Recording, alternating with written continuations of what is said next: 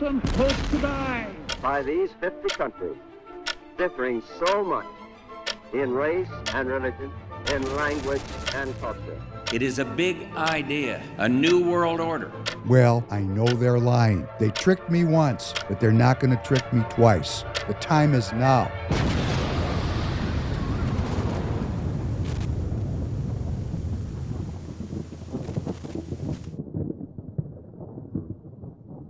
They might run me off the stage. We're going to find out what happens.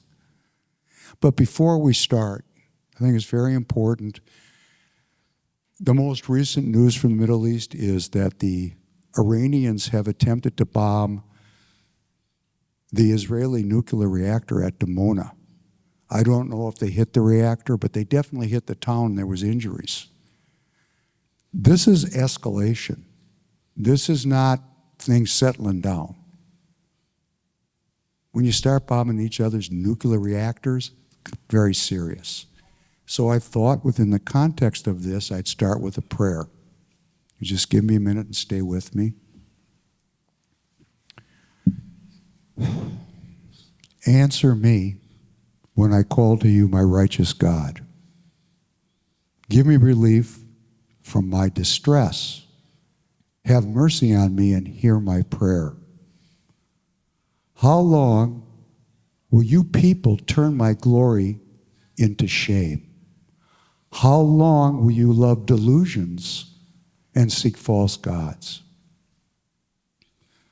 Know that the Lord has set apart his faithful servant for himself. The Lord hears when I call to him.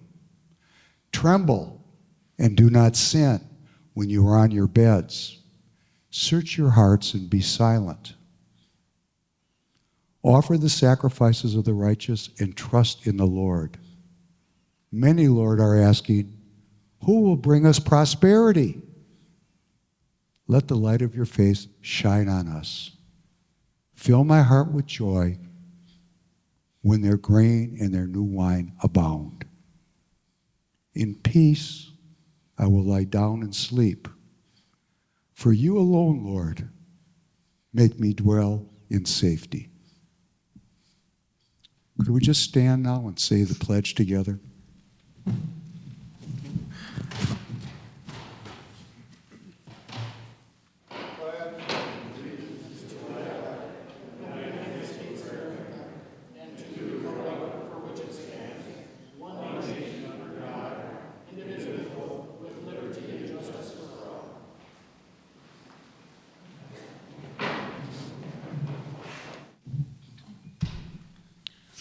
Well, welcome. We got a pretty nice crowd, and I said, it really doesn't matter how many, it's who shows up. And that's what politics is all about, who shows up. That's it. Who shows up. You're showing up, and I salute you, and I thank you. I've been showing up for a long time now. We need more people to show up, which means every one of us is a politician. You have to develop your own social media. You have to develop your own friends. You have to talk to your family, your co-workers, your parents, your children. You have to violate the rules that we have here in Minnesota about Minnesota Nice, or we're going to lose our freedom. That's it. You know what? If people reject you for telling the truth, remember, the enemies you will face will be those of your own family, Matthew 10:34. So don't feel bad if you're standing in the search for truth and people reject you. So each one of you, you're here, you're showing up. When I come back up here, please fill the room for me because I'll come back. And I hope at the end of this, you'll want me back. Anyhow, I do want to start out. I personally, before we get to Maureen, I want to hear the story of what happened today from Representative Mike Wiener. What happened? What happened at SD5, man? Well, we had our endorsing convention, and I won, so thank you.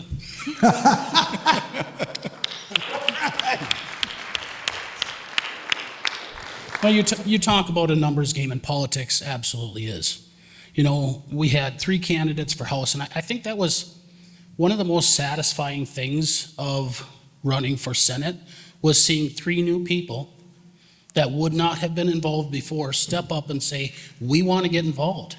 We want to have our voices heard. And they brought their friends, their family. And you saw that room today filled with probably, I'm just estimating, but probably 25 to 30% of those delegates were brand new. Now, we saw 4 years ago with the endorsing convention for governor, 50% of the delegates were new at that convention. So to see another 30% probably new, this is great. And then the young people, you know, that 18 to 30-year-old group, they were there today. Young men who wanted to get involved, young women who wanted to get involved and said, this is our time. It was great to see. So in 2024, young men are what saved this country, because young men went out and voted in record numbers. Absolutely. I mean, young women did too, but young men, I solely believe, are the reason why we have Donald Trump in office. And why are they showing up? What is the reason? I mean, they want something that our society is not giving them right now. Mm-hmm. They want structure. They want order. They want something to look forward to. And we have sold our kids' futures out from underneath them with massive amounts of debt, with addiction to pornography, with all the other issues that are going on for them. It's amazing that they're even showing up now, but they haven't lost hope. And that's the thing. They say, we want something better. Mm-hmm. So that was great. When it comes to the endorsing convention today, it was, well, 4 years ago, I remember, after the endorsement for House, we had a bite to eat afterwards, and I remember thinking to myself, this can be addictive. That euphoria that you get after an endorsement is something that can be very addictive, but this should be a humbling experience. Those people put their trust in somebody, and I'm so proud to speak for them, to represent them. It's an incredible amount of responsibility, and I'm just so glad that, you know, we made the phone calls, talked to a lot of delegates, and ended up being an 80-20 endorsement. You know, I just wanted to say something too. So, first off, congratulations. One of the things that I think is very important about Minnesota politics is that our endorsement actually still matters. As the person that's the Republican National Committee man for Minnesota, there's a lot of people that come to me and they'll say things like, you know, we haven't won this state in a statewide election since 2006. Do you think it's because our endorsement process? Should we move to a primary state like we just saw down in Texas, their primary super early? I, however, believe in our endorsement process for one very simple reason. It's the closest and lowest bar for average, everyday people to get involved in the political process in being an actual active member of the Republican Party.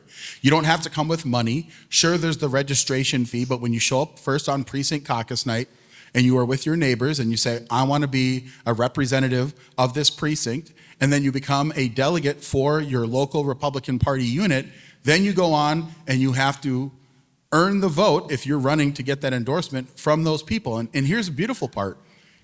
At any point, if you decide that you want to run to challenge even a candidate that is the incumbent because you feel that they are not being, you know, at all listening to what the base is saying, and you feel that they're not listening to what the people want, you just have to grab 20, 30 of your closest friends and do that in a couple of other neighborhoods. You will win the endorsement.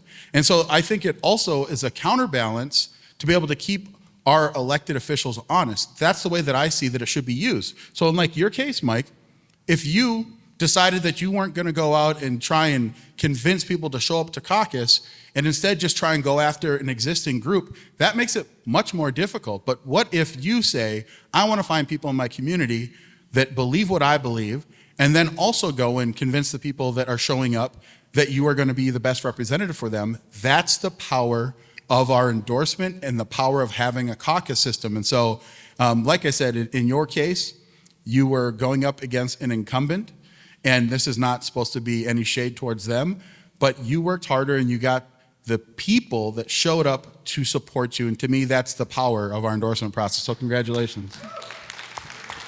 Before we move on, I'd like to comment on this from my perspective. And I would like to tell you, if you don't know me, I work for a company in Minneapolis called Free People Radio, and I want you all to know, if you like this, this conversation tonight, we're on every morning, 7 to 9 a.m., live stream on Rumble, live stream on the War Room Getter channel. Thank you, Maureen Bannon. And we've been on 3 weeks, and we're getting 20, 30,000 people a day. And as we broaden out our distribution, which we're going to do with Maureen's help soon, we'll be 50, 60,000 tires, and then we'll start adding people. Maureen is a national warrior. My line of country is Minnesota. I want to organize Minnesota, and I want to say in response to AK's very positive comments, there's a lot of things that are turned upside down. And there's broad bipartisan agreement in our Congress about certain things. And there's actually broad bipartisan agreement in our State House here in St. Paul about certain things. And I'll tell you what one of those things are. Members of the Democrat Party and the Republican Party are conspiring right now to end the caucus system. And the reason why they want to end it, here's what they say. Extremists are perverting the process. That'd be you. Extremists. You know, how is the status quo ever going to change if motivated citizens don't exert disproportionate influence on the process? What they want to do is water you down so that you are less effective, so you're just like everybody else. I don't want to be like everybody else. I'm not a socialist. I'm a child of God. I will be as creative as God lets me be. And I'll let him use me in any way that I need to be used to save my republic. Her father inspired me to do this in 2020. This is how things work. I watched Steve Bannon. I said, man, I could do that. And I've done it. We have a beautiful studio. It's the center of the movement that I want to be part of here in Minnesota. I want you all to be part of it. I respect AK. The party process is great. We need more people participating in it. It's a numbers game, as Mike just said. How great it was that there was 30% new people. How about 70% new people? Everyday citizens who are not political professionals, who are not seeking a career in politics. They're just seeking to save their republic and thereby maintain their freedom. That's what we're doing here. The world is at war, right? I mean, raise your hand. You know we're in a world war now? Is it clear? I remember I told my wife 3 years ago, we're in a world war. She said, where's the bombs? Well, she's seeing them now. We need to fill an auditorium like this. Thank you for being here. I'm coming back. Fill this auditorium with citizens that want to save their freedom. And since Steve Bannon inspired me to do this work, Maureen, you know, she's the next generation. She might end up with the baton here soon. Well, No, I don't 25 think so. years from now. Yeah. May live to be He's 100. retiring anytime soon. What's the latest, Maureen? I mean, what's going on? I mean, what happened to, you know, just a The few world's on fire? No, but just a few months ago, we had a movement that was coherent. We were moving upfield. We knew what we were doing. We all agreed about what we were doing. Now, and you know, there's people in the audience that know me. I'm no wallflower for criticizing Republicans. They don't like me in the party. Let me give you a blast. I'm done with that. I'm going to leave it for lesser men. But please, tell me what's going on. I think there's always been infighting within the Republican Party because you have the Republican establishment. They don't like people that are America first, that want to save this country. They've tried to stop us for years now. I'm pretty sure that they were happy that my dad was in prison for 4 months before Donald Trump's election. It's been going on since then. Actually, there's 2 members of Congress that are Republicans that voted to hold him in contempt of Congress that What are was still their in names? office. Can you name them? Representative Fitzpatrick from Pennsylvania 1 and Representative Nancy Mace from South Carolina. These are Republicans. These are the same people that don't pass the SAVE Act on the Senate side. But please, go ahead. But I think that there's always been infighting within the Republican Party, but the MAGA movement needs to stop the infighting within itself and focus on the way ahead. If we continue to fight amongst the MAGA movement, we're gonna lose 2026. We need to stop. We need to focus on the goal of Republicans keeping the House and the Senate in 2026. Do you have any prescriptions for us to resheath our swords? I mean, how are we going to do this? Well, hold your representatives accountable, but also let them know that they need the things that they're voting on right now, they need to vote the way the constituents want them to vote. A lot of them are voting for their own personal interest in Washington, not the way that the people that they're representing want them to vote. Continue to call and let them know, if you're not gonna vote the way your constituents want, we'll make sure you're out of office. We'll get someone in there that actually is doing what we want them to do. You know, they shouldn't be voting the way a PAC or someone who's funding them wants them to vote. It should be the citizens that they represent. Can I interject? 2026, you mentioned it. Midterm elections, extremely tough on the party that's in the White House. We know this. Statistically, historically, there's only been 2 times, I think, in history where the party in the White House actually picked up seats. One of them was FDR, and I think the other one was Clinton. We know this is going to be a tough race. We know it's going to be very difficult. Now, I hope, you mentioned the war over in Iran. If that can be as quick and out of there as quick as possible, like Venezuela, we have a chance. Because when energy prices come down, that would be the best thing for our economy, best thing for our area. But people do not want endless wars. Correct. And I believe that's going to have a huge effect on this upcoming election. But people often say that Trump is not on the ballot in 2026. That is entirely wrong. Because if we lose the House, if we lose the Senate, what happens at the congressional level? You're going to see impeachments and any moves necessary that the Democrats can think of in order to stop Trump's agenda. So he absolutely is on the ballot. The mega movement is absolutely on the ballot. And we have to show up. Because in Minnesota, I mean, granted, people call us a blue state. We are not a blue state. We're purple at best. And if you got rid of the fraud, we'd definitely be a red state. But we have to show up. And I believe that this state is flippable. But across this nation, when we see the infighting, we have to turn our attention to the Democrats. And we'll come back to the discussions later, the disagreements later, because what's at stake here is the future of our country. It's the socialism and communism that they're trying to push on our country versus our republic. That's what's on the ballot. And we saw that in 2018 when we lost. We saw impeachments. So it's going to be a repeat of 2018 if we don't keep the House and the Senate in 2026. Well, let's keep it, can we just keep it real for a second? I'm going to do something very impolitic. And this is just me trying to learn. There's no right or wrong answers, and nobody's going to jump up and down. If you support the excursion into Iran, could you raise your hands, please, so we could see what's going on in the room? Is that okay? If you support it. Okay, who is opposed? Are there people that are absolutely opposed to this whole intervention? Could you raise your hand?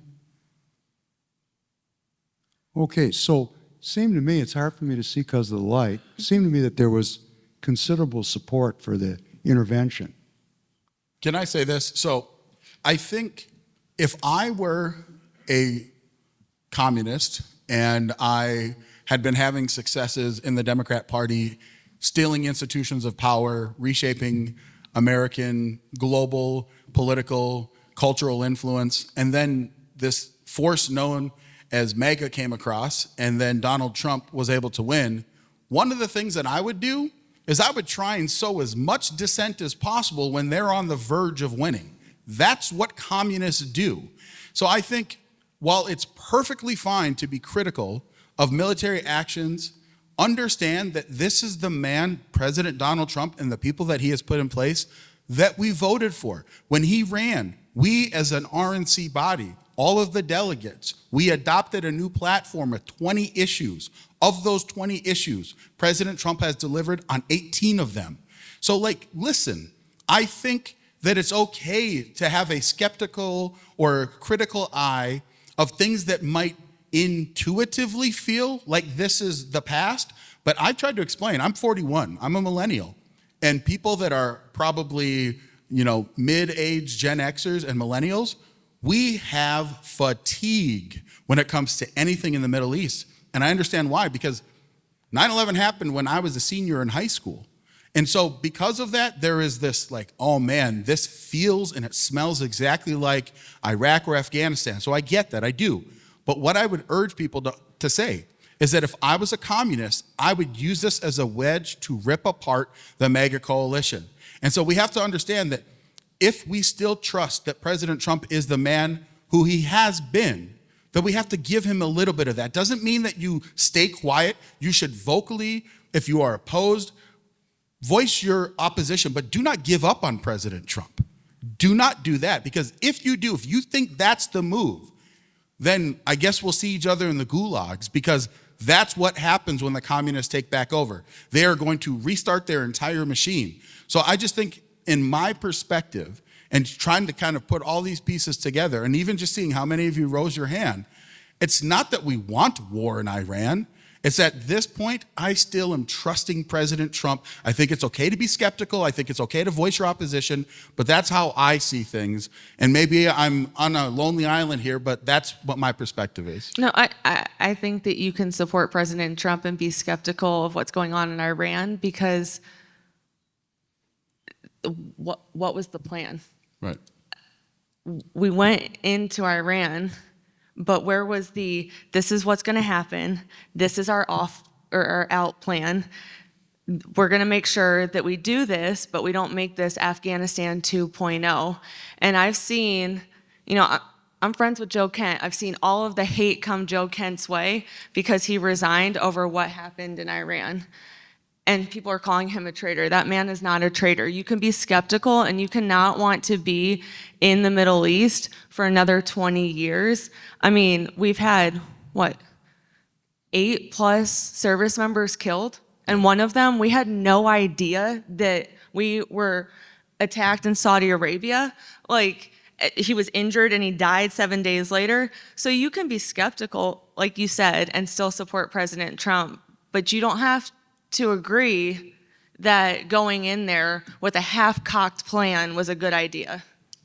And I think that's fair. I think it's fair. And I'll just add one last piece to it, is that in order to be able to want to have influence, if you stand by your principle, you should say, I can stand on principle. I don't like the way that something is happening, but ultimately, I still think that you are able to make the right decision. And the thing that I've noticed about President Trump, I don't know him personally. I've never had the opportunity or the pleasure to be able to meet him and shake his hand. But I will say that he cares a lot about the people that he represents. And so being vocal about the way that you feel is important. But I agree with you. I don't think that Joe Kent's a traitor. I just think that he sees a completely different perspective. And I think the honorable thing for him to have done was to resign instead of just trying to just rip the administration through the mud. And again, I think two things can be true at the same time. There are people that no matter what will say you have to be 100% on board with everything that President Trump does. And if that's what their actual feeling is, then more power to them. But I think that it's okay to have criticisms while still supporting and voicing that opposition, but still saying, I still trust you. And so that's where I'm at personally, is that I just think that it's It's okay to be very critical, but still say, I still trust President Trump. And I just want to say, I do support President Trump. I am also skeptical of the plan in Iran. I think that Iran is a threat, but I am skeptical, and I do not want to see Afghanistan 2.0. I do not want to see any more service members die. I understand that that's a risk when you're in a war, but at what means is that a risk? So I do support President Trump. I want to make that very clear. And you also did serve. Yes, I was thank you also for in that. Iraq as well in 2011, so. Go ahead, Mike. To your point, AK, about sowing discord, and we see the legacy media, the propaganda that comes from the other side. Any little thing that happens with like Kent, that gets made into this huge news story. But this has happened through every administration, Republican or Democrat. When it happens under a Democrat president, it usually gets brushed under the rug. It isn't talked about. But when it happens to a Republican president, it is a huge news story. And they do this specifically, like you said, to sow discord. They do not want the mega movement, they do not want America first to be successful. And any little chipping away of that foundation, they're going to take the opportunity to attack. So, I mean, we have to understand that, yes, there are things I disagree with. I do not want an endless war. I don't. But like I said, the logic of what we saw with Venezuela, if this is applied to Iran, and we're out in a reasonable amount of time, and the objectives are met, I can get behind that. I can live with that. But we also have to understand, like I said, when they're sowing that discord, that is a tactic of the communists, of the Marxists that are in our country that are trying to destroy us. Do you need tires? Go to TireGet.com, TireGet.com. The link is down in the description. I don't know about you, but I don't like waiting in a tire shop or talking to a salesman. TireGet makes it so easy I can order the tires right from my couch. Seriously, it's one website, a few clicks, and the tires are delivered right to your installer. You drop off your car and boom, your tires are on. Plus, you get to support Free People Radio. So not only do you get tires, but you also get to support your favorite show. We'll even throw in an extra little deal. Just enter promo code FPR in the checkout for an extra 3% off. Does that mean Mark, what's his name, Mark Levin? Uh-huh. Is he a communist? Well, I couldn't tell you. I never met the guy. Do you know who I'm talking about? Oh, I know who he is. Because you're saying it's the communists. Well, maybe Mark comment. Levin is a communist. No comment. I don't know. I have not heard his recent comments, and I haven't watched Mark Levin in quite some time. Well, So he's I'm not been sure what very talking about this issue. Now we're talking about losing control of what MAGA means to each one of us, because people are saying, no, I'm MAGA, you're not. He's sowing discord at a very sophisticated level. Well, he's not MAGA. He's establishment Republican. Well, he's And he hasn't been a Trump supporter. Now he wants to back President Trump, so I also haven't watched Mark Levin in a very long time. This is just a very interesting moment. But I'm going to give you a very simple Minnesota nice thing to do, because we don't all agree with each other. We're Republicans after all. Yeah, put 3 Republicans in a room, you're going to get 4 opinions. You are completely, from my perspective, this thing, we can't disagree with each other. I had many people tell me, I can't disagree. No, it's very simple. I'm going to fight for what I personally believe. I'm not going to tell you how you need to believe or what you need to do. I'm just going to model good behavior the best I can, and I'm going to fight for what I believe 24 hours a day, 7 days a week, until when? The day after the primary. Sorry, Mike, we're probably going to have primaries. Probably. But the day after the primary, I don't care who's on the ballot at that point. I have a big platform. They're Republicans. I'm going to support them. I'm going to support them from the day after the primary to the day after the general. And then I'm going to start fighting for what I believe. Is that so difficult? I mean, are my leaders demanding obedience from me? I'm a Republican. I am a citizen sovereign.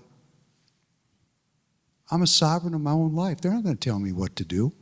But for my own safety, for my own well-being, for my future, for my children, The day after that primary, I'm going to go out and door knock.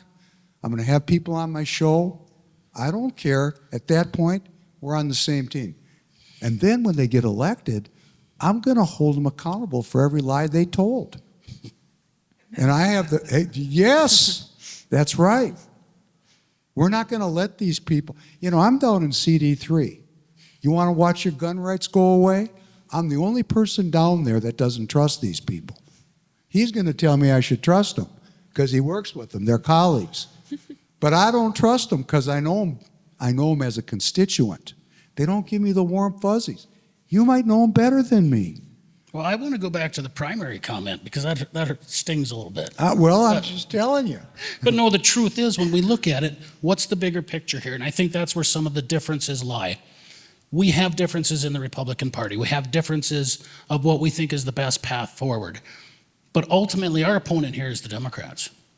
So when we have endorsements like this, let's take a look at my district in particular. This is a 75% district.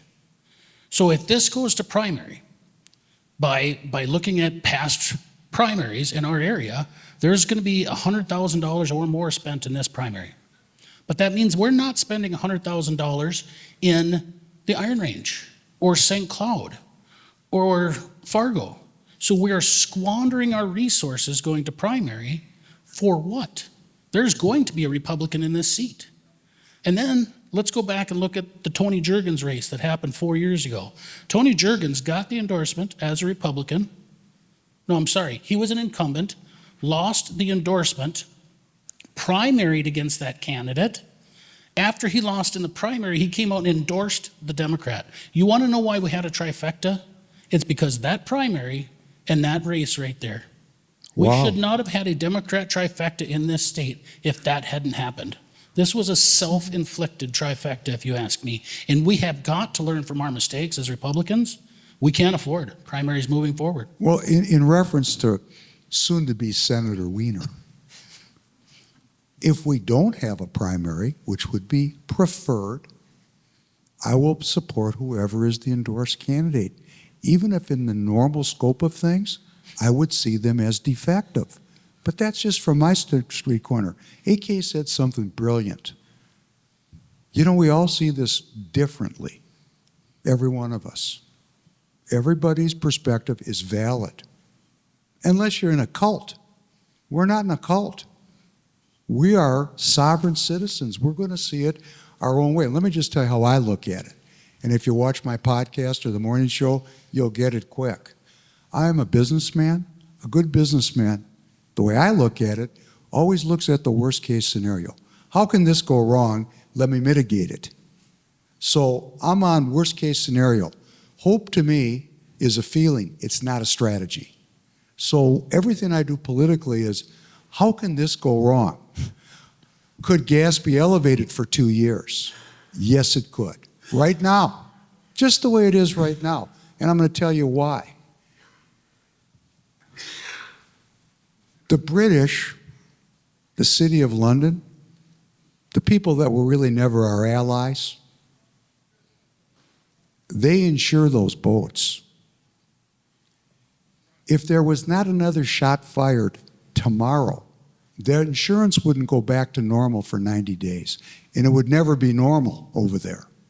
So insurance, the money is driving this.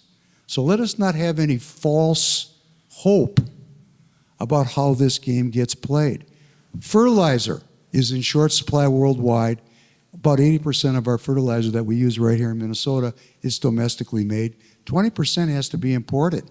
Of course, our manufacturers will ramp up production, but not for this year. I mean, it's just the way it is. We got to be realistic about what we're dealing with. Eggs are going to get expensive. How many of you like a good ribeye out there? Because that's going to get real expensive. It'll come down if the war ends. And when I say if, they're bombing each other's nuclear reactors. Can you get that kind of as a thought, that kind of an extreme thing to do? It's like, I don't care if there's a radiation leak and kills hundreds of thousands of people. That's what I'm trying to do. Hard to come back off of that plateau. You know, even the Ukrainians and the Russians didn't blow up that Zaporizhia nuclear power plant. They kept threatening it, rumors of war, but everybody stayed back from it. Not these people. Not these people. It's tribal. Nobody's thinking clearly. We have to think clearly. We. You heard Maureen, I think I heard some hedge on the deal. You have some concerns, right? As a a graduate of West Point. Mm-hmm. Do you all know Maureen is a graduate of West Point? So her opinion. And the youngest presidential appointee to the West Point Board of Visitors. Thank you. So I'm kind of interested, Maureen, if you will be so willing, since are you a veteran? No, I'm not. AK? Nope. Okay, Maureen, you are the most qualified sitting at this table to comment on this issue, please. About, What do The war. The war. War. Yeah, I think I made my skepticism. I don't want this to be Afghanistan 2.0. Like you said, I'm a graduate of West Point. I deployed to Iraq in 2011, and I was part of the retrograde and withdrawal out of Iraq in 2011. We have units back in Iraq. We have units and people throughout the Middle East right now. And we saw a botched withdrawal in Afghanistan in 2021. We saw 13 service members lose their lives that did not need to lose their lives. Families will never be the same because of that. And we've had service members in this war lose their lives. We've had families that will never get to see their loved ones again. They saw their loved ones come back in transfer cases in a dignified transfer at Dover Air Force Base. For what? When I deployed to Iraq in 2011, yes, we were lied to about weapons of mass destruction, but we believed that there was a reason why we deployed over there. That was the mission. Afghanistan, there was a mission. Iran, what is the mission? I understand they are a threat, but what is the mission? Why are we there? What is the plan? And what's the plan to win? Because we can't withdraw and lose. We can't just cower and defeat like we did. That's exactly what we did in Afghanistan. We cowered and left in the middle of the night, and 13 service members lost their lives. We can't do that in Iran. We can't have any more service members lose their lives for a cause that we can't justify to their parents. So I think that the briefings that we need to get from the Department of War need to address what the plan is, how we're going to win, and how we're going to bring those troops home that we've now deployed to the Middle East without losing more lives. And of course, my hope is that these people are really clear about what they need to do, and they do it in a hurry, which really at this point is securing not just the Strait of Hormuz, but also the other side, where the Houthis are. These are two choke points for a tremendous portion of international trade. So, go ahead, I'm sorry. No, it just made me think. Let me be clear. If we don't win, this will continue on. This will become Afghanistan 2.0. And we'll be there for many years to come trying to figure out how to win. So the plan needs to be thought of and solidified and done precisely in order to get us. In other words, I'm hoping we win. But let's say, just 1 second, Mike. Let's say, as before I turn the mic over to Mike, it is possible that this doesn't work out the way we hope it does. And then where are we at? We need to be able to justify why we went over there to those parents of those service members that will continue to come home. And there's an elephant in the room we're not talking about. We're going to have questions in a minute. Maybe somebody wants to unmask the elephant. Go ahead, Representative Wiener, please. So obviously, I'm just a state representative right now, and the federal and national issues are something I don't get to vote on. I can have an opinion, whether it's right or wrong, and can be questioned later, but there's something that we haven't, or we've talked about a little bit. You'd mentioned the freighters and the oil. That's huge. And that oil from Venezuela, that oil from Iran, was fueling China's economy. And I really believe that Trump is smart enough to know that this has to end quickly. Moderates, independents, voted for Trump because they did not want an endless war. They wanted quick results. They also wanted accountability. They wanted people to get perp walked. And they're not seeing that. They're losing some support. So he is losing some support as well. But going back to the oil, that I think is a huge part of this that we don't talk about enough. If we can choke China's economy to a certain extent, the trade deals, the embargo stuff, trade deals, tariffs would favor us in the United States. And I think that's a huge part of this. He knows that if this goes on too long, midterms are going to be even more difficult than they are now. So I do believe, whether, I still question, I don't like endless wars, but I do believe he sees the bigger picture here, and this will end quickly. At least I pray it doesn't end up into an endless war in Afghanistan or World War III, because he knows this next midterm is on the line. He's going to have a quick withdrawal, hopefully a successful one, and it puts China in a position where they are up against a wall. Because without energy, they're in trouble. Oh, you know what, Mike is so correct. I see, I've been to China over 100 times. I'm a reformed globalist. I know this like the back of my hand, including the international trade aspect. President Trump put on these tariffs, International Economic Emergency Power Act, IEPA. Our own Supreme Court, jurist that he appointed, I think, overturned those tariffs. And now we're in an interim period. What people don't know is when you put a big wedge in like this, like it's a 30% wedge. I'm in the tire business, so I know everything's about 30 points. People can exploit that, and we don't have the time for me to go into it with you, but they can rob and steal. That kind of a wedge is an opportunity for fraud at an intergalactic level. And our supply chains are under attack because of this, and the president knows about it. When you raise the price of someone's energy, that's not a tariff, they got to deal with it. So there are some very intelligent things going on here. Doesn't mean they work. Again, I'm thinking about the worst case scenario. I'm thinking I'm up here in 3 months or 5 months from now, and we're in a bloodbath. I'm thinking, what happens the next day after there's more domestic terrorism? Because we've let in all these people. They're either lying to us or it's true. They either let in, what did they say, 19,000 known terrorists came in the country and are somewhere? We've already had some terrorist incidents.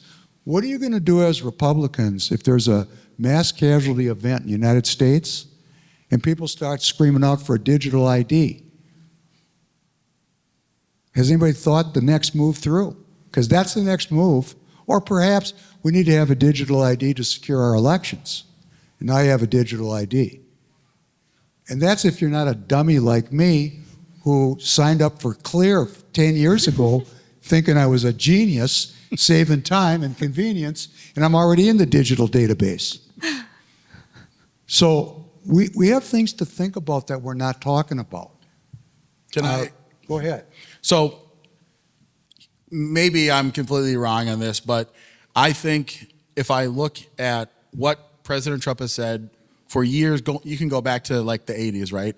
And listen to the way that President Trump had this vision of what he sees, what America can be again, and where we've gotten away. We've talked about this on prior episodes, Professor Penn. The question is, the liberal economic order that has existed since the end of World War II, there is one. And the question is, what has President Trump been trying to do? In my opinion, I think he's been trying to reassert America at the top of that pyramid so we can regain our own economic sovereignty. Now, I'm not saying that he has made every perfect step, but I believe that even the Iran conflict is another part of that. Now, maybe I'm wrong, but the way that I see it is that if we have the opportunity to be able to remove one of the largest state sponsors of terror, and if we're successful, on top of what we've already done in regards to the oil trade in Venezuela, in regards to the agreements that we have with so many of these other nations that President Trump, remember, has like 8 peace deals so far. All of these are economic based. The majority of them are. That we can actually rip ourselves away from the liberal economic order and reestablish that there's an American economic order. And if you play ball with us, you are going to prosper. If you don't, you are going to hurt economically. Now, maybe that's a pipe dream. Maybe that ends when President Trump is no longer president. But I believe that the way that he is trying to set this up is that this becomes the new ethos of the Republican Party. And so when I go back and I look at the entire body of work and I listen to what the Department of War is saying when they're talking about what some of their objectives are, and a little bit of pushback on you, Maureen, is that I don't think they've been as good at laying out the specific mission parameters, but General Raisen-Kane has explained that we want to get rid of their intercontinental ballistic missile capabilities. It sounds like, based off of what Secretary Gabbard has said, that we were pretty effective at destroying Iran's nuclear refining capabilities, but they still have posed these economic constraints because of their relationship with China in regards to oil. So let's just say that President Trump is able to actually be successful in basically retaking dominance and control of that area. Then I think the future could be beautiful. But I say all this, that if it goes wrong, then basically everything, in my honest estimation, that President Trump has staked his entire life on, because that's what we're talking about, not just his political career, but his life, because if Democrats get back in control, President Trump will be in prison. Like, let's be very, very clear, especially when I'm talking about 2028. They will put him in prison, he will die in prison, or we'll have some type of civil war. One of those two things, all of which I hate the idea of.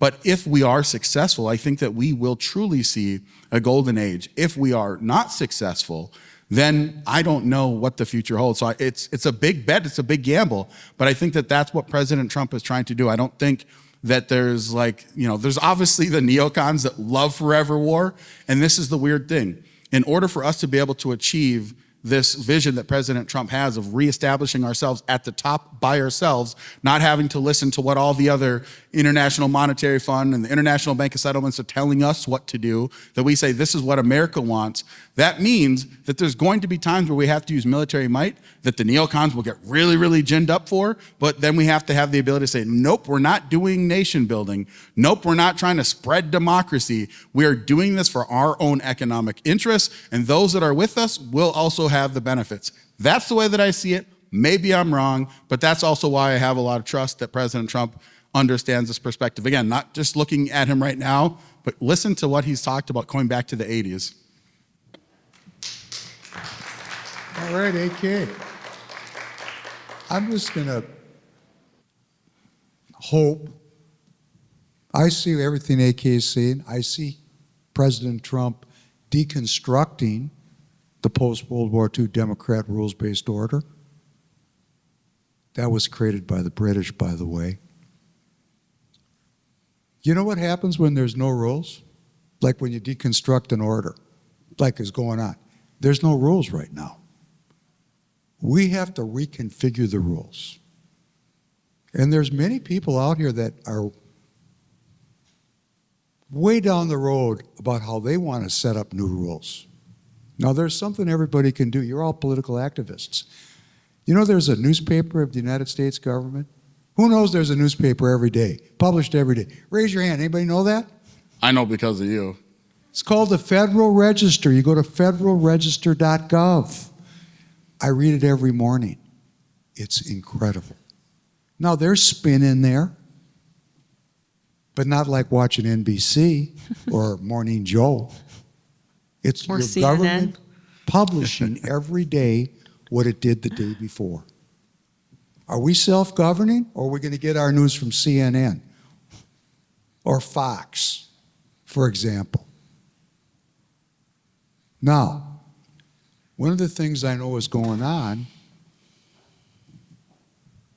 is we're building a AI national, 40,000 U.S. scientists are deployed by executive order to create a U.S. government artificial intelligence based on U.S. government databases, and there's a concomitant executive order to build 27 nuclear reactors.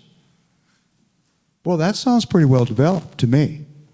Like, wow.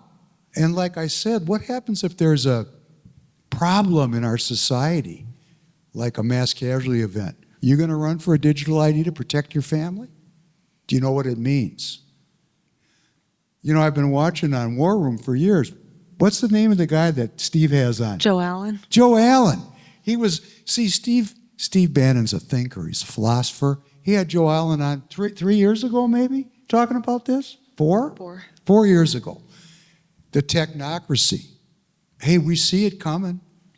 You know it's coming. What you going to do about it? Just accept it? Hey, you're up here in God's country, right? But you know, when I was driving up on the highway, the speed limit showed up on my dashboard. So you guys already have smart highways up here. Do you know new cars have kill switches in them? They can turn them off.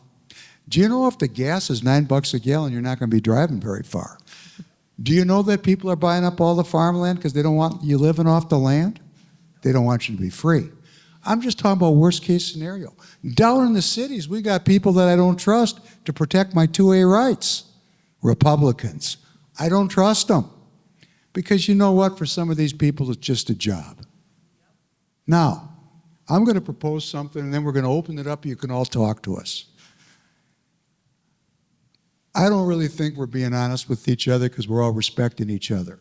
I'm just going to say it out. The fight in the party is tooth and nail. It's tooth and nail. Anybody disagree with me? Great. Got Brett Bussman right up here in the front row. Thank you, Brett, for being here. I appreciate it very much. Thank you for your bravery.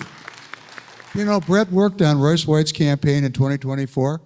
I don't even know if he liked Royce. He did it because he was Republican. Royce was the endorsed candidate. He showed discipline by example. I respect that a lot. Too many people have no discipline. You know, another thing, we need to discern the truth. We're too easily fooled as a group. I'm hard to fool, that's why people don't like me. Now, I'm going to give you a worst case scenario. It all goes to hell in a handbasket. The party's at each other's throats. I'm concerned about one thing, my freedom. My freedom to have faith in Christ, my freedom to be self-governing in every way that my health, my wealth. And there's a lot of people that want to take that away from me. I'm in the game, I know. I wrote this up, you can take a look at it. Let's say we hate each other and we need a rally point. Let's rally around our freedom. I wrote this today, it's called the, what did I call this thing? It's got to be here somewhere. The American Citizen Sovereignty and Digital Liberty Act of 2026. There's no way to get on the other side of this. We're not talking about bashing any Republicans. I'm not criticizing President Trump or anybody else in the Republican Party. I just want to know one thing. Do you support the American Citizens Sovereignty and Digital Liberty Act of 2026? I want your pledge. If I vote for you, I want you to protect my freedom. I want you to do things like, oh, I don't know, a digital ID ban. No covered entity may condition access to any service, benefit, or right upon presentation or use of a digital ID. No digital IDs. I'm an analog guy. I was born a long time ago. I don't want digital IDs. I don't want any central bank digital currencies, which can be turned on and turned off, depending on how, hey, you know, we have an old thing. Some of you military will probably get this. You know, a lot of what we do is to enhance the likelihood of preferred behavioral outcomes. If you can turn people's money off, oh, you're going to have everybody be a communist. We'll all be transgenders or dead. Okay? this is very serious stuff that they have in the pipeline. Go to federalregister.gov. You'll see they're working on it. Data AI surveillance ban. Nobody's going to surveil me unless they get a warrant. I don't want corporate surveillance of my data. I don't want government. I don't want military. I'm me. My data is trademarked and patented. It belongs to me. You can't look at it anymore. It's mine. That's it. I want enforcement and penalties for people that break these rules. I want the citizens to be able to enforce this. So let's say things go wrong. Let's rally around protecting our freedom. I'm rolling this out tonight. I thought of this morning. When I say I thought of it, I was thinking about what I was going to say to you tonight that was novel. You know, if we have media, Free People Radio, we have an associated organization, Free People of America. Free People of America. They're going to take my freedom away with this digital thing. If you don't know it, check it out. Joe Allen was the first person I heard talking about it. Joe Allen, on the War Room for 4 years. Steve's years ahead of everybody. But we have to take action. We have to take action now. We have to make this a very simple demand of everybody we're going to be in business with in politics. Protect my sovereignty, or I'm not voting for you. Very simple. And if you happen to want to protect my sovereignty and you're pro-choice, hey, I'm going to have that battle with you later. Let's get this done first, because they have us hating each other. Do you understand what they're doing to us? We're Americans, all of us. They're making us hate each other. They've divided and conquered us, just the way Iraq was divided from the Kurds. Were all over everywhere. The British have divided the Middle East and turned it into a hellhole. And everybody that's been there knows it. Tribes that are not in the right place, fighting for their piece of the action. And that's what we got going on here. Do you think that happened by accident? Or do you think somebody really smart in universities said, hey, we can make these people hate each other? And while we're hating each other, they're coming for my freedom. Will you please join me as a free person of America and make your sovereignty your number one concern until we get that done? And let that be our rally point. Let President Trump hear that, because he listens to his constituents.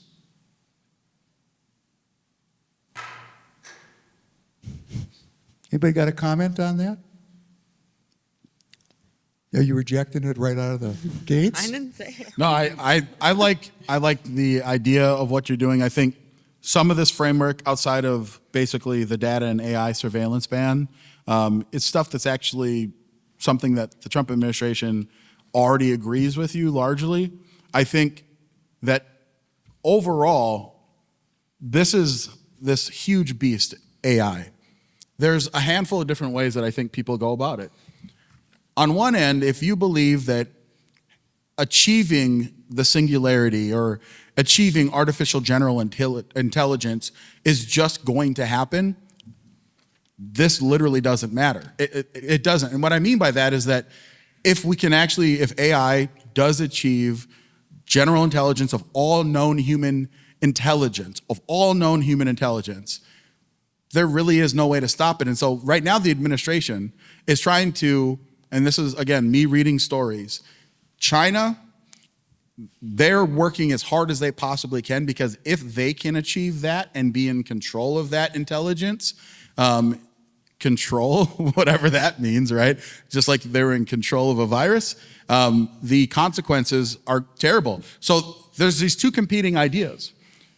One competing idea is that if the United States does it and then we're in control, at least that gives us a leg up against the Chinese artificial general intelligence. And then I guess we have like battles of artificial general intelligence.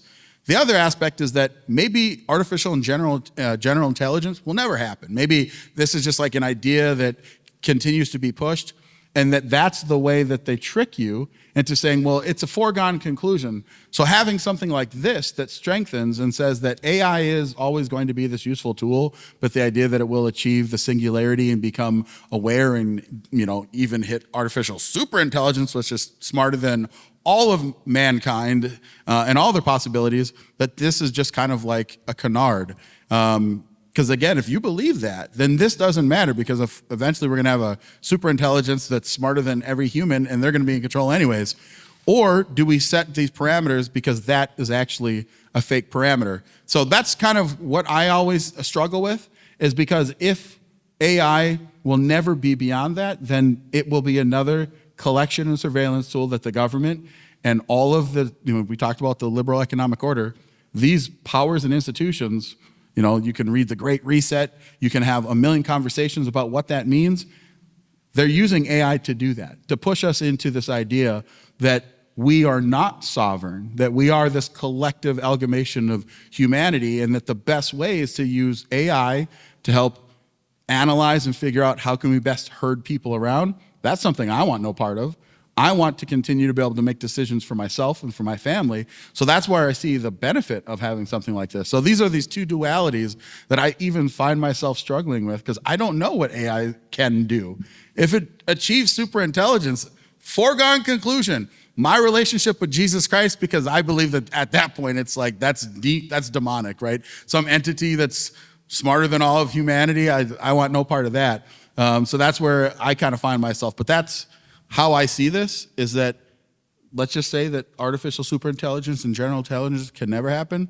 We definitely need to have laws on the books of how that data is being compiled and used, because right now we have a long track record of seeing how it was used improperly because of the Patriot Act, when it just comes to like normal data collection and privacy. So that's kind of how I see it. It's a very interesting question and conversation to have.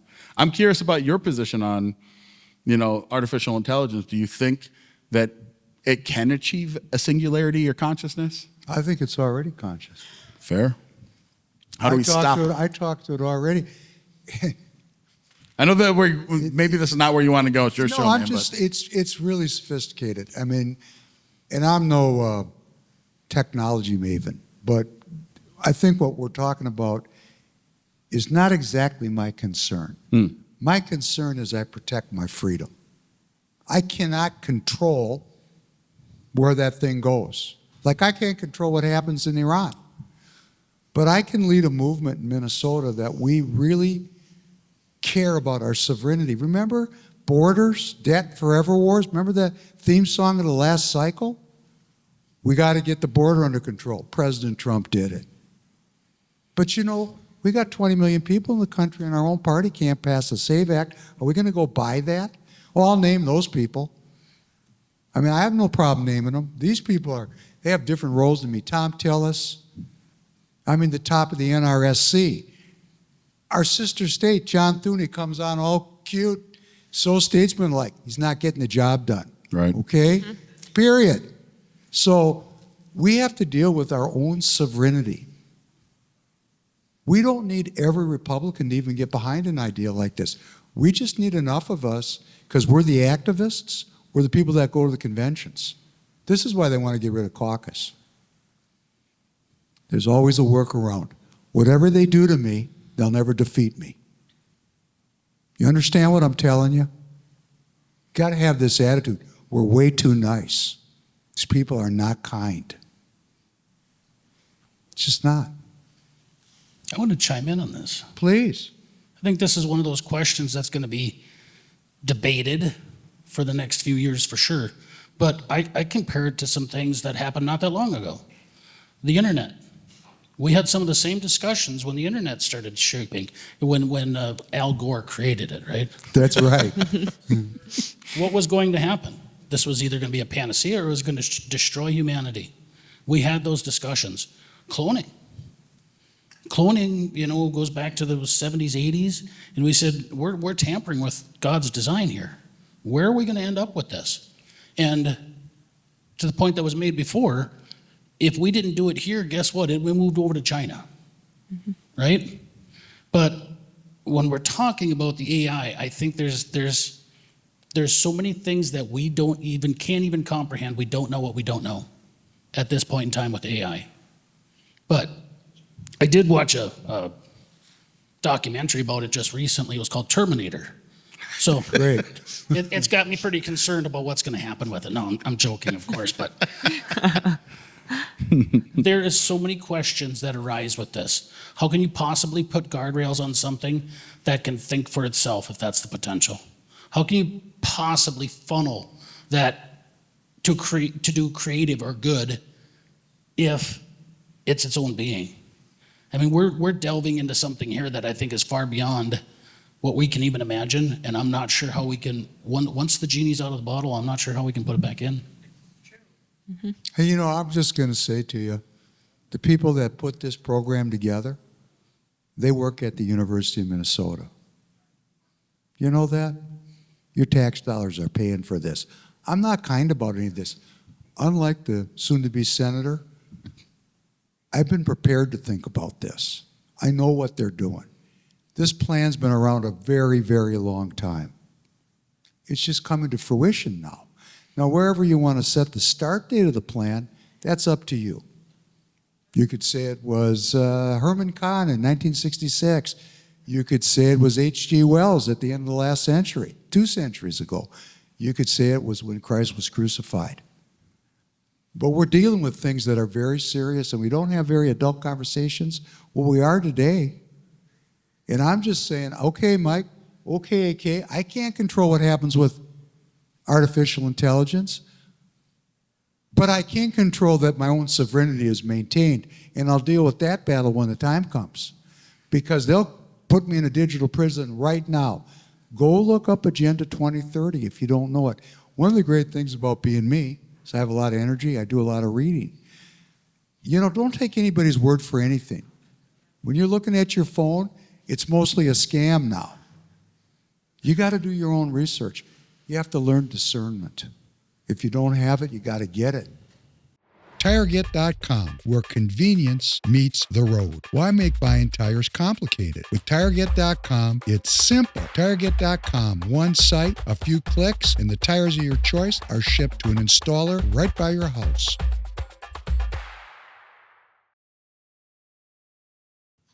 And you know, this is an activist audience, so please, if you follow me in Minnesota, I'm going to work on this.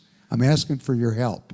Now, having said this and gotten so serious, because it's very serious to me, we have a little bit of time left. We've got a very distinguished guest. Would anybody like to come up to the microphone and talk to Maureen? I bet plenty of people want to. Come on up. Come on. Come on down. Just please state your name so we know who you are, and the mic is yours. Hi, my name is Scott Hildy. I'm the new self-appointed Supreme Leader of Toad Lake, Minnesota. Is that missiles? Anyway, in my mind, I'm a vet too. I'm a Marine vet. I'm not a combat vet, but Thank you for your service. thank you too, Marine. I've met all of you before, AK and David, and of course Mike, but I feel like, okay, we need a little bit of history, recent history. If you go back when Nixon took us off the gold standard in 1971, and we started having bad inflation. So we went over to Saudi Arabia and said, hey, we'll protect you, you got to use the petrodollar. We're at a point now, right now, where a whole bunch of countries, the United States was supposed to join Basel III this year, the new banking system, the CBDC that's already happening in Europe and around other parts of the globe. And we got an extension to 2028 because we're still under the SWIFT banking system and we don't have enough time to implement it because our economy is too big. So it's more about that than it is about all this other stuff. And APAC money thrown into all these politicians in the global banking system is more about what it's about. And I like what Trump was doing. And I'm not throwing Trump under the bus, but I was there in 2016 right away when he said, in fact, 2012, I would rather have seen him than that dude from That I don't know. Massachusetts/Utah. Yeah, that guy. So anyway, to try to make this wrapped up so other people can speak, though, we took the Shah of Iran and babysat him while he had all these mansions, palaces, and wives. And we protected him because we're using the petrodollar, and that's what saved our butts. And we're running up massive hyperinflation right now, and we're creating $1 trillion debt every 100 days. It's insurmountable. So when Trump started doing what I was telling my friends a couple months ago, I see him doing the Monroe Doctrine, which we should have been doing all along. And he's doing that. He had to go up to Greenland. We don't have the natural resources that China has. We're going to need silver, huge, and we're way behind. We're in a deficit. South America's got a lot of silver. In fact, almost more silver in Mexico than any other country. But the problem is we have to look at the big picture, and they should have went in with a plan to know exactly what the mission is. If the mission fails, what the next step is. They're going in there guns a-blazing with no plan, and I feel like Bibi got behind Trump and said, hey, there's all those guys, we know where they're at, you go in or we're going in. So we got forced to go in on this one. And then all of a sudden Bibi's sending missiles over to Lebanon. And then he's blowing up some gas plant on the island there. So we got drug into this. And it seems like when Trump takes $250 million from Marion Adelson, and most of the politicians got Israeli money in their pockets, who is running the United States? Is it Israel or is it our president? And I'm behind our president. But there's these Zionists that it's all working for the banking system. And I was hoping at some point, so we're going to have a new CBDC in the United States. There's no way to stop it.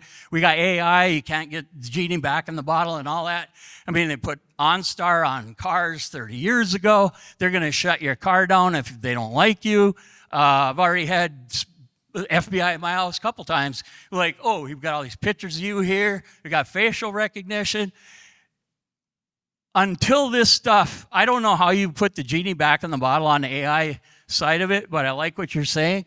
But the Patriot Act's supposed to protect people too. But if they can call you a terrorist, then all of a sudden you lose all your First Amendment, all your rights, because now you're considered a homegrown terrorist. And people are like, wow, they'd never do that. They did it to almost every J6 person that was at the Capitol on January 6th, so they can do it to you.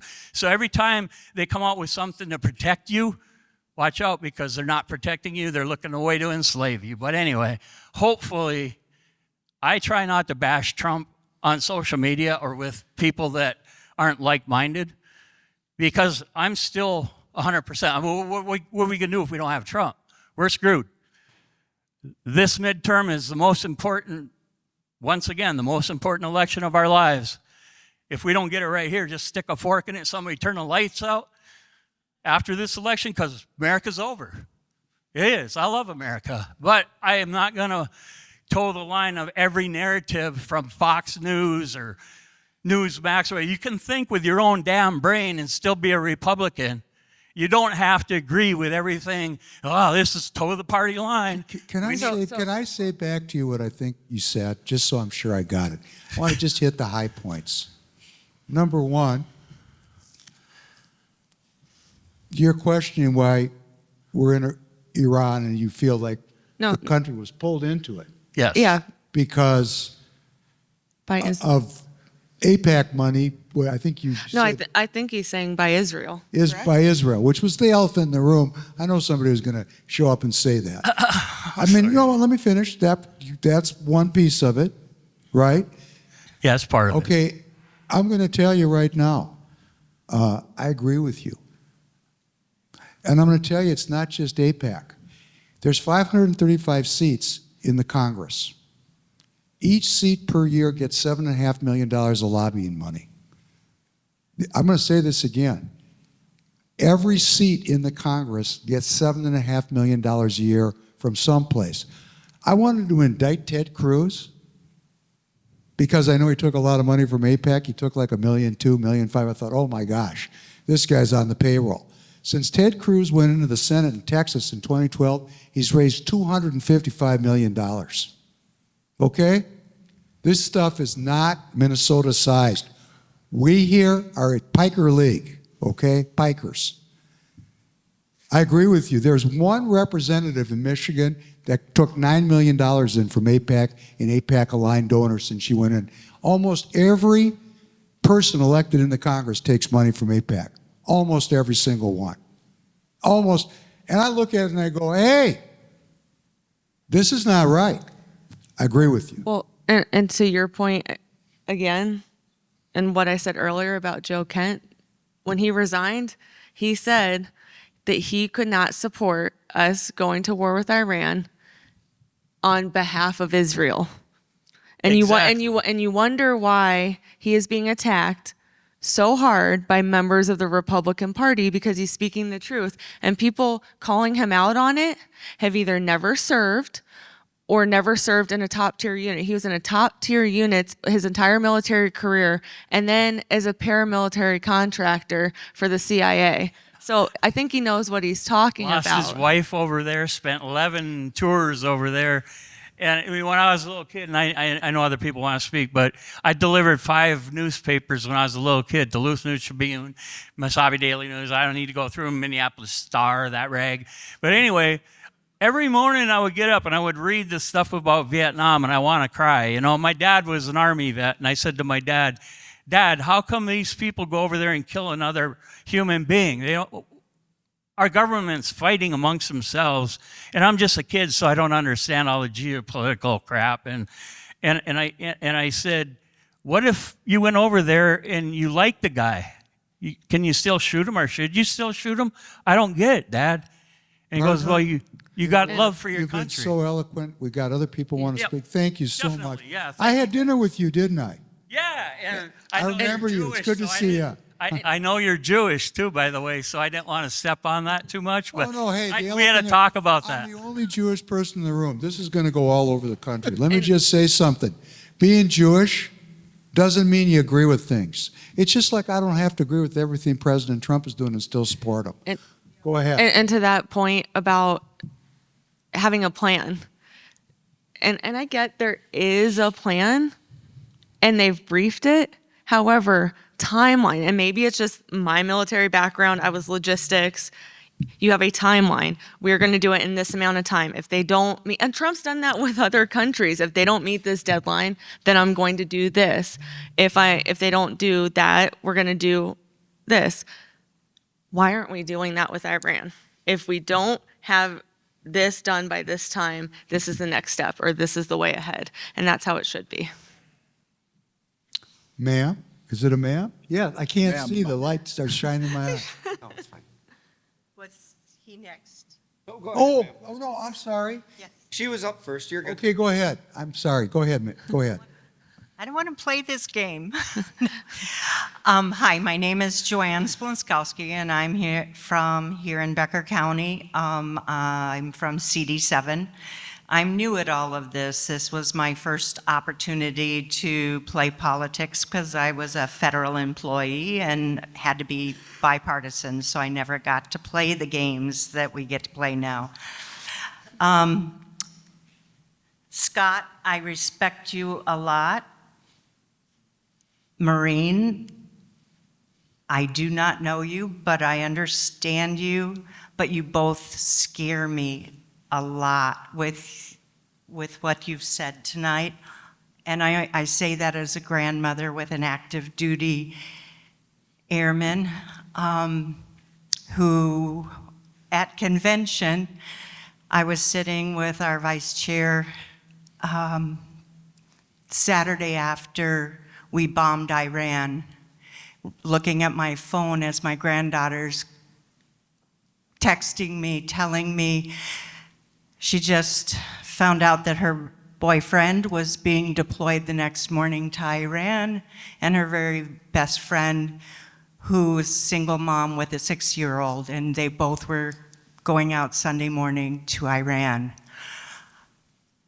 Comments, and I know I myself have very passionate feelings about wars that I know that I'm only 21, and I don't remember the Vietnam War, but I remember other wars and conflicts that didn't seem to have any meaning or make sense, and we lost people. The Afghanistan War, again, when people end up in conflicts in overseas with not enough money to fund them, when they go with inferior protection and equipment, just like you did in Afghanistan. You show up and you find out your equipment wasn't made properly, or you didn't have everything you needed. And now I have family in those. I don't want politics to start raising its head right now and say we shouldn't be there, even though I feel we shouldn't, because I don't want funding to be withdrawn from the innocent people, our military that are there, that don't have a choice, that can't just say, hey, I don't want to be here, and then have funds pulled from them. Ma'am, And something that ma'am, a lot of you don't. Ma'am, let me make you feel, I want to alleviate your anxiety. There is a 100% chance that this war is going to get funded. You don't have to worry about the funding. Your people are going to get funded. The people you love, they're not going to be left out there. And what Professor Penn's saying is, I agree. It's not the funding. My concern is that the plan to keep those service members safe over there, because I want your grandchild to be able to come back here and see you and hug you, and not come back in a case and you have to be at Dover Air Force Base receiving your grandchild. That's my concern.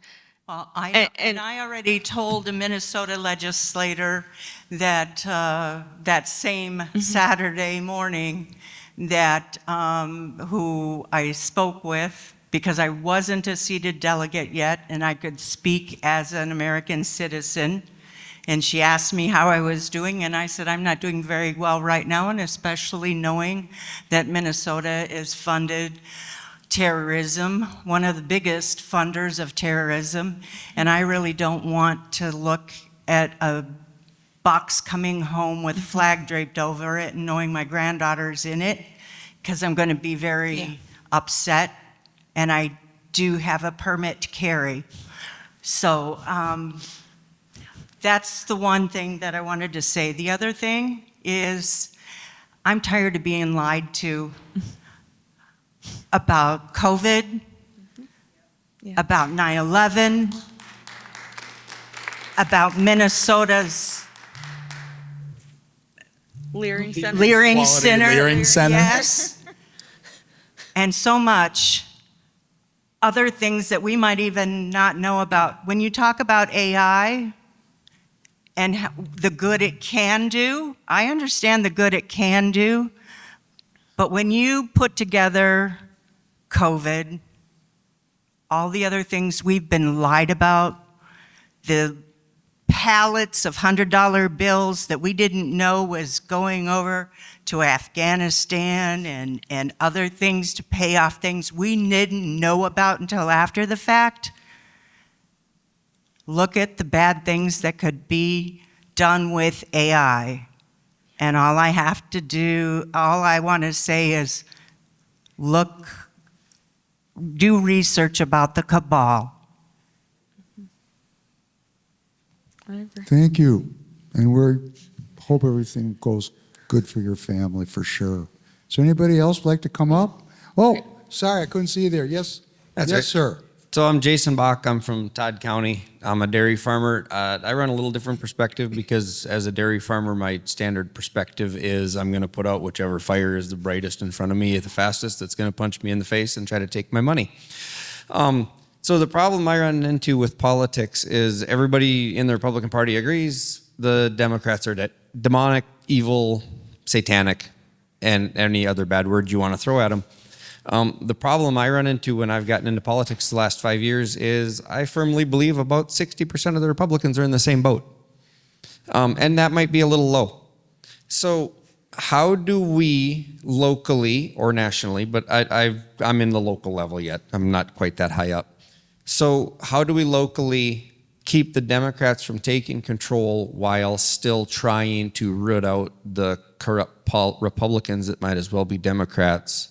How do we keep them in control so that the Democrats don't have the majority while rooting them out so that true Republicans and constitutional conservatives that follow God can take their place? Can I just, real quick, so I respect that you are involved in politics. The one thing that I've noticed, I've been involved in Republican Party politics since 2006, is there's almost a self-fulfilling prophecy that occurs. Have you ever ran for office? I got elected as district director today, if that counts. Good. So here's what I always suggest to people. If you look around and you say, wow, I think all these Republicans are also demonic, then you should invest your time and energy. Unless you believe that that's like the majority of people, then I think there's a different conversation and path that you should probably have on your life, which would be going and spreading the word and gospel of Jesus Christ so you can convert all these people. But let's put that to the side. You should run for office so you aren't the demonic person. Now, what does that entail? It's not easy. I get it's not easy because you have to convince, depending on the position you're running for, swaths of people that you are the person. And you're going to be fighting against a machine. Is that machine going to be well funded? Probably. Is it impossible? No. But the truth of the matter is, in a majority of these cases, you have to understand that there is a system in a game, and you better learn how to play it. If you think that you can do better, then you should do better. Now, I know that people are going to say, well, I know this person that ran for this office, and they lost here, and they lost here. And I'll say, that's the way that the game sometimes goes, but you don't give up. But you also have to be able to step aside from delusion. And if no one supports you and you're alone on an island, you're probably wrong. So I just would encourage you, if you haven't ran for office, run for office, be that person that's making a difference. But more importantly than any of that, find people to support you and then turn them out. And while they support you and you go and you spread the word, you're going to be able to find more and more people. And then if you find that everyone's demonic, then you should probably go out there and start spreading the gospel of Jesus Christ. Well, darkness doesn't spread. That's my perspective. Darkness doesn't spread. It's the absence of light. Before I let Mike finish this, because this is his line of country, you know, I said the elephant was in the room. What's come out in the last people that have walked up? One person said, who's running the show here? The United States or Israel, to be blunt. And you just said 60% of the Republicans are Demonic. no good, demonic. I mean, that's strong brew. And this is exactly why I'm saying we need a rally point. We need a new rally point. Because, see, this thing, what you just said, I understand where you're coming from. But if I keep calling these people out with my platform, I'll hurt the party. And that's what you're saying. How do we do that? I'm saying let's suspend beating each other up and protect our rights. And if they won't sign this, they're on the wrong team. Let's give them something they have to act on. Hey, are you for my citizen sovereignty? Are you going to protect my digital rights? You're not? You must be a Democrat. Because this is going to winnow them out. And while we're winnowing them out, I'm protecting myself. Because this fight, who's running the show, and we got a lot of people inside the wire here that are no good, this is going to take some time to sort it out. In the meantime, we got to get some work done, or we're going to find ourselves with no rights. And I want to protect my family. That's where I'm coming from. I hope that helps you. Now, Mike, this is your line of country. Well, of course, I think we're already seeing signs of this. I think there's an ebb and flow in nature, there's an ebb and flow in politics and in a society. People have to hit basically rock bottom before they say, we need something different, we need a change. Almost being like an addict. You have to hit rock bottom. And I think in a lot of ways in our politics, one of the polling says that people are dissatisfied with the way politics are going, because it was brought up before about fraud, about trust. And we're seeing a whole new group of people. When I first got elected, was the biggest class we'd ever seen in the House. So you have new people getting involved because they say we want something different. And you're seeing groups getting together, constitutional groups in our area. You ran one of them. We've got people who are getting together and saying, we want something different. We want a moral and theological person to represent us. We got complacent in our society for far too long. And that ebb and flow is coming back where we're saying we want something different. We're seeing the shift, we're seeing the change. We need to keep pushing it, and we need to get back to our founding principles. And we're seeing it all over the place. And it's not just in Minnesota. The populist movement across the nation is amazing. It is picking up so much steam. But we have to keep working because there's a lot of evil in this world. There is. But we can do it. I always say our best days are not behind us, they're in front of us. But it's up to us to make that happen. There's two. Is it, whose Yes, turn sir. is it? I'm next. Go ahead, Brett. Hey, Brett Bussman. I gotta talk to, how many combat veterans do we have in here other than Marine? Anybody else? Okay, I've been over there. So I spent 20 years on active duty on a combat arms. Thank you for your MOS. service. Thank you for your service. Yeah, well, thank everybody, but we signed up for this. Okay, we signed up to do this. We knew going in that we're putting our lives on the line. We follow the President of the United States, and that's what we do. So we knew what we did when we were signing up.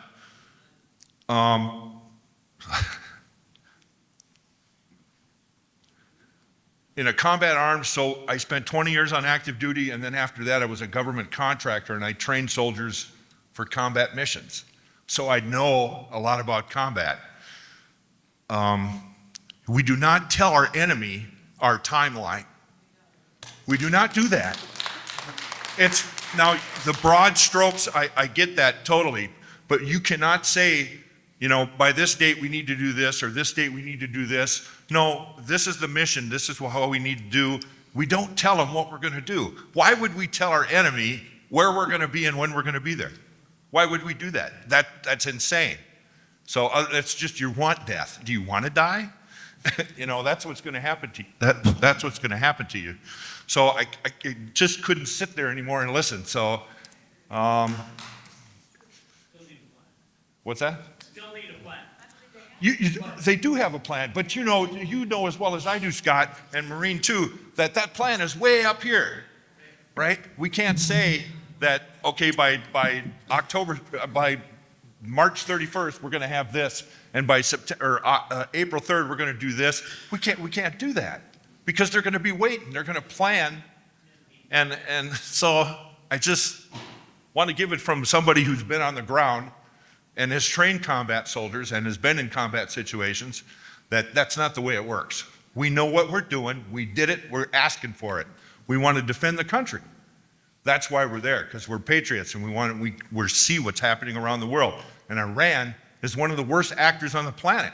They need to be destroyed. You know, there's a lot of other places too, but Iran is one of the big ones. So, and Saudi Arabia is not our friend either. That's where most of the terrorists come from.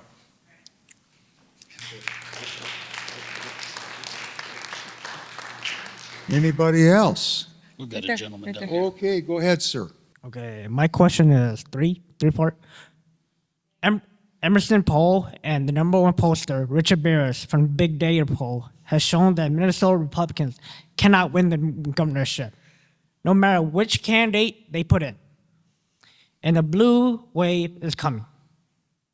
Therefore, so why not have someone from the Republican Party run as a Democrat, since they do the same thing in red states, like the Dakotas and Texas?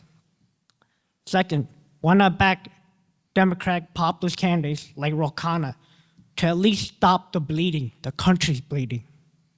And third, why not back me, since I'm running for governor for the Democrat side? I checked 2 Democratic boxes. I'm Asian, I'm crippled. I don't mind telling you my policies, which is anti-war, anti-Israel, tax the rich, no tax on no state property income and sales tax for anyone who makes 250K and below, and universal basic healthcare income, basic farming, organic food. I believe those are the top that I can simplify. Yeah. Okay, your question is, if I can get this right, Why not have a Republican run as a Democrat? why not have a Republican run as a Democrat? Because we got a lot of Democrats running as Republicans. Yes. And why not support people like Ro Khanna?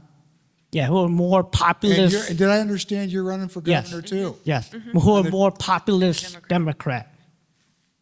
Well, I'm just going to Because the say country's this. already bleeding. Stop the bleeding already. I can't see you very well because of the bright lights, so I don't know. You feel like you're younger. I can't see you. I'm 30. Let me just say to everybody, if you'll vote with me to preserve my digital rights, I'll work with you. I will. All the rest of these fight, because I know there's liberals and leftists that will bite on this. We need a new rally point for the country. It's just like the SAVE Act. You know, whether the elections are corrupt or not, you know, you need dispositive evidence. A lot of us believe they're corrupt. Great. If you don't think they're corrupt, why not just give us the SAVE Act so that we can all have some social solidarity? We're Americans after all. This division is meant to keep us at odds with each other.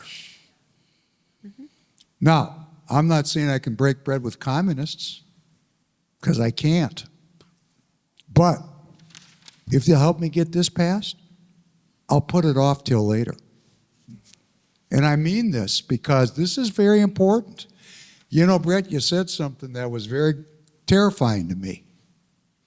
There's a plan. Yeah, I see a plan. I see the worst case scenario plan. That's how I specialize. Whoa, that's a fact pattern I don't like very much. There is a plan. You all need to read the Federal Register and figure out what the plan is for yourselves. You can't hear it from anybody else. You're not going to believe it. Got to look at it for yourself. Sir, I believe there's a lot of Democrats that run as Republicans. I do. I don't agree that Republicans should run as Democrats, and I'll tell you why. I don't believe in dishonesty. I want all politics to be completely transparent with no lies. Somebody talked about the lies. My baseline case for politics is I will strive to tell the truth. Doesn't mean I always will. I make mistakes. But if we don't demand honesty from our politicians, we don't have anything. We just got lies. And that's how we got where we're at. I just wanted to kind of to answer a couple of things. I agree with what Professor Penn just said. If you are a Democrat and you're running, kudos to you. I just don't see, and this is part of a larger discussion, we could always have it offline or whatever. I don't see how people in good faith, like a Ro Khanna, can actually go and put the banner of Democrat and like specifically go like policy by policy, all of the institutional damage that Democrats have done to this country and say, this is what I support. Now, I am critical of all things that I interact with, but I can go through the Republican Party platform, I can go issue by issue, and I can tell you which ones that I believe, what I think, and I am a Republican. And so if you think that Rich Barris, which I think he's an amazing pollster, the People's Pundit, does great work, shows that Minnesota is going to lose, that's still a polling sample. Rich will even say he knows that things can change. Can there be a change from now until then? Yes, and the thing that Rich does, along with Mark Mitchell at Rasmussen Reports, is they're saying, here's what things are today. The future can change, so maybe we need to take a deeper dive into why we're losing. And so I think that's always, to me, what's most important. And then the last thing, I would just say that if you think that it's best because the Republican brand is too tarnished or whatever, and you want to run as a Democrat, I go back to the principle that you mentioned, Professor Penn, again. Either don't lie, tell the truth if you can, or at least if you can't tell the truth, In certain scenarios, let's say you're protecting something, at least don't lie. Just like say, I'm not going to answer that question or whatever. Just be honest and truthful for who you are. And maybe you can sit here and tell me why you support Democrat politics, but yet you just said that, you know, there's a handful of things that you would be in favor of.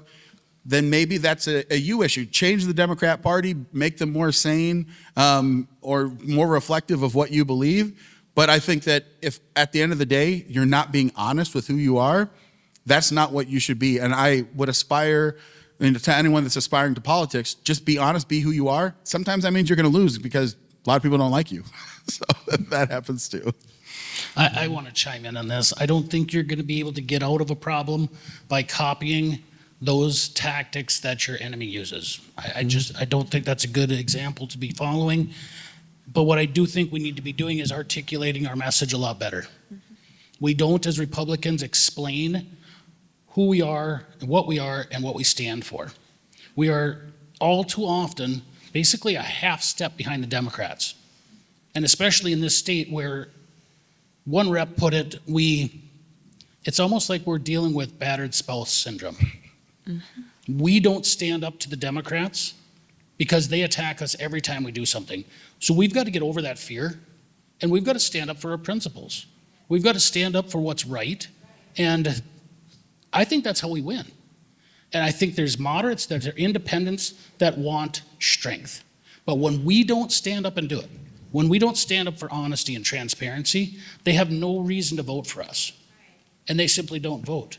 We have to be better.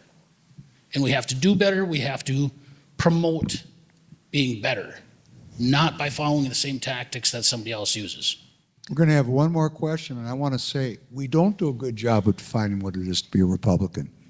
You know, Republican is a life philosophy. A party took its name, Abraham Lincoln took the name Republican. It's a philosophy of life. I'm a citizen sovereign. I'm the king of my own life. I respect minority rights. Very obvious. I treat others the way I wish to be treated. Isn't that beautiful? That's part of being a Republican. Republicans participate in civic life. If they don't participate, they're not Republicans. They're users.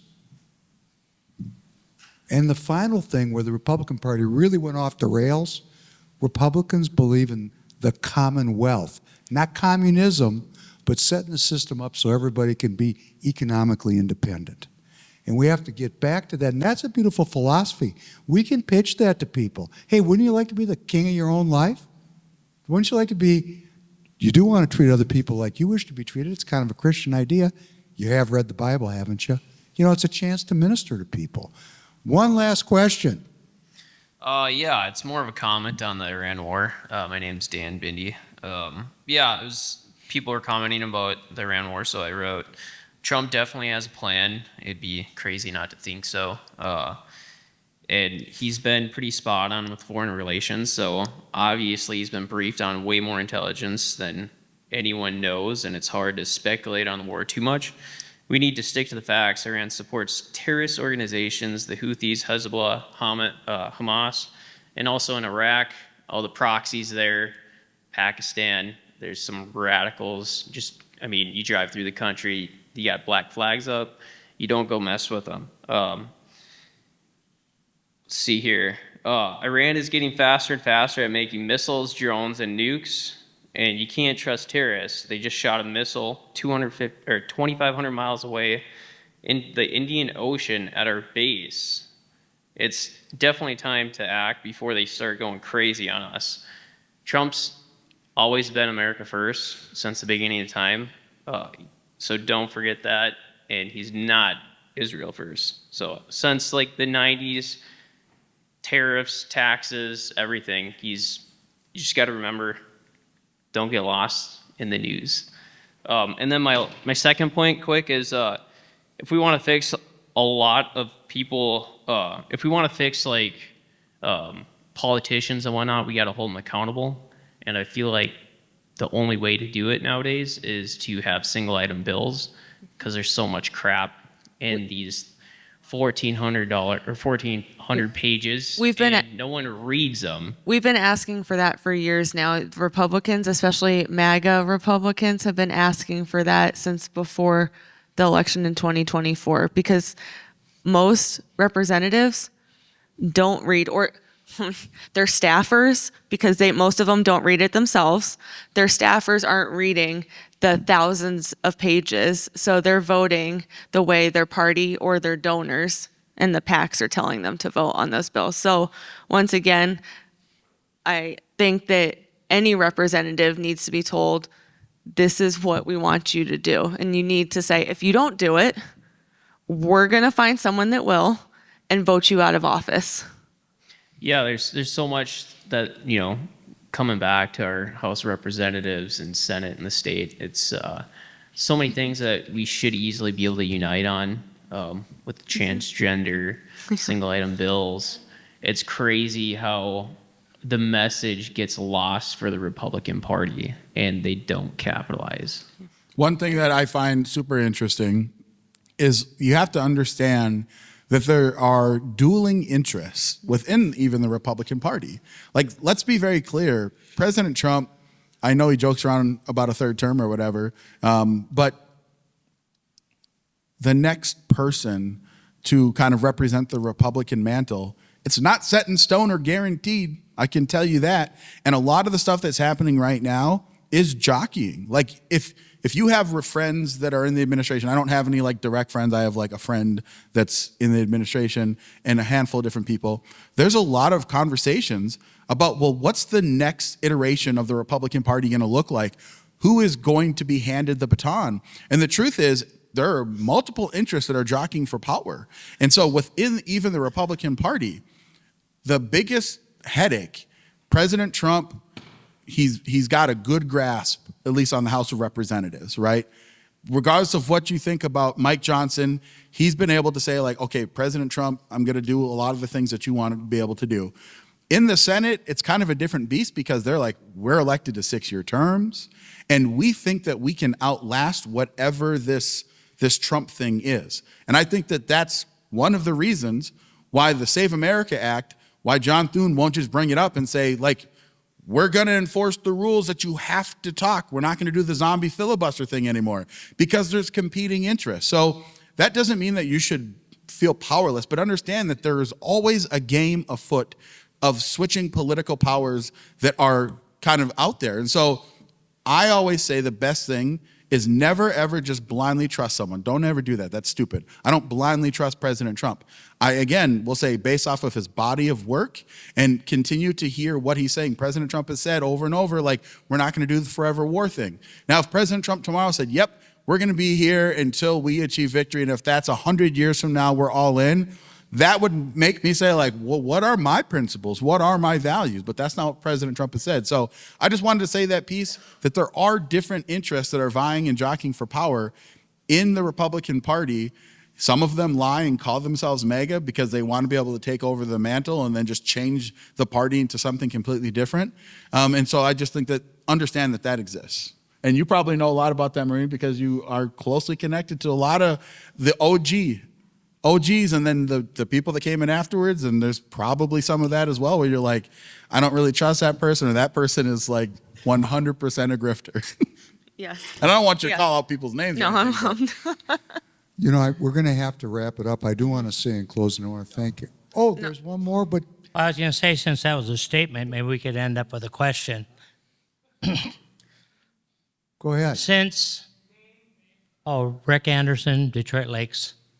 Since we are pretty much aware that $20 billion is gone in Minnesota, and they said California could be up to 3 times that much or more, if you figure $20 billion for Minnesota, let's say 5 million residents, that's $4,000 per head in the state of Minnesota. How come we're not more stirred up over that? Because if I was to go over to my neighbor's house in a family of 4 and steal $16,000 from him, the law would be heavy on that, looking for that $16,000. But we just seem so passive that, okay, it was only $20 billion in Minnesota. And that's probably more than the 2 plane roads that Obama flew into Iran. How come we just don't seem to get more upset?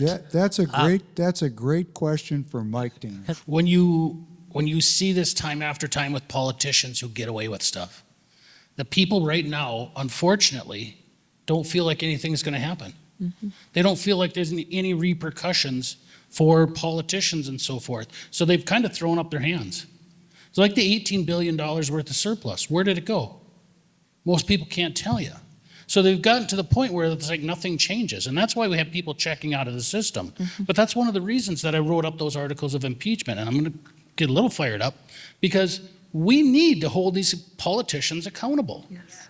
And when Governor Walz basically came out and said, you know, we've got a little bit of fraud here, but it's no big deal. BS. Every one of our citizens should have been upset because that's theft from their pockets. They should have been, and maybe we need to bring tar and feathering back to politics again. Well, and But we have gotten so complacent in our country, in our state specifically, but our founding fathers had a Boston Tea Party over 0.5% sales tax. 0.5%. And yet the last budget cycle, the increase in government spending went up 40% and $10 billion worth of new taxes. This is outrageous.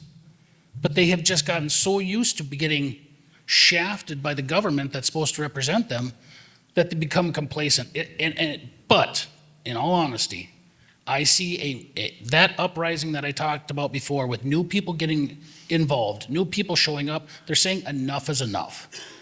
And we've gotten support for the articles of impeachment. Now in the House, it's going to be difficult, and I'm sorry, we're up against the clock here, but I'm hoping we can actually pull the governor, the attorney general, some of the staff in for questioning, because the taxpayers should be looking at this. There is a moral justification for an outrage to what's happened in this state and in our country.